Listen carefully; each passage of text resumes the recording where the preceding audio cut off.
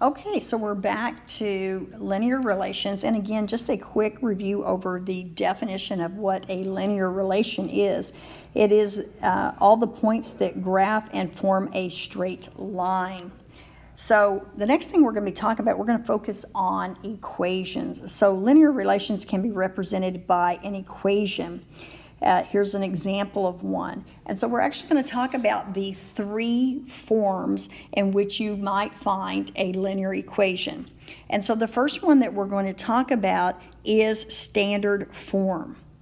Okay? Now, standard form, by definition, is ax plus by equals c. Or a lot of times we say the x and the y are on the same side. That's another way to think of it.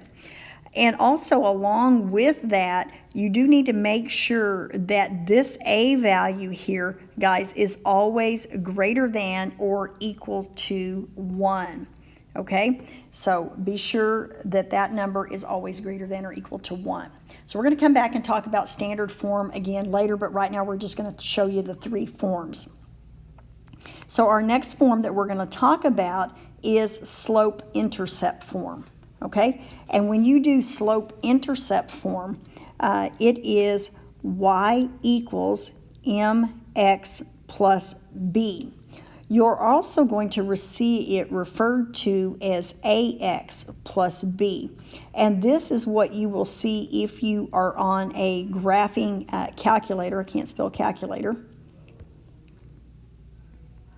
On a graphing calculator, it does not give it in form of mx plus b, but it generally does ax plus b. You might actually also see it as y equals b plus ax. They sometimes flip that around too, but typically one or the other. Just realize that your graphing calculator uses an a and not an m on there. And so, well, what does the m stand for? Again, remember, our m is our slope. We just talked about that and did slope calculations on our last lesson. And the b is always your y-intercept, okay? And the one thing that you have to remember about the definition of the y-intercept, it is by definition the point where line crosses y-axis. And so because it is a point, when we actually list the y-intercept, it is listed as 0b on that.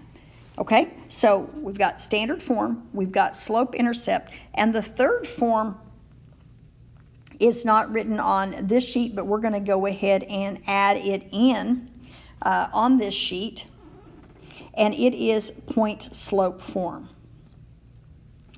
And so point-slope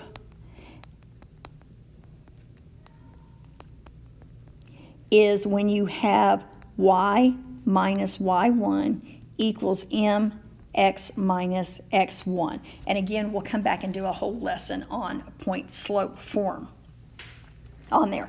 But that formula actually just comes from our slope formula. That's why it's called point-slope. And again, if you look at your slope formula, okay, and if we look at it as a proportion and we do a cross multiplication, we will end up with the point-slope form. So if you ever forget point-slope, just remember, hey, it came from my slope formula. That's where it comes from, okay? So those are our three forms that we're going to be talking about. Now, on today's video, we're going to focus on slope-intercept form. So for the rest of this, we're going to be talking about just slope-intercept.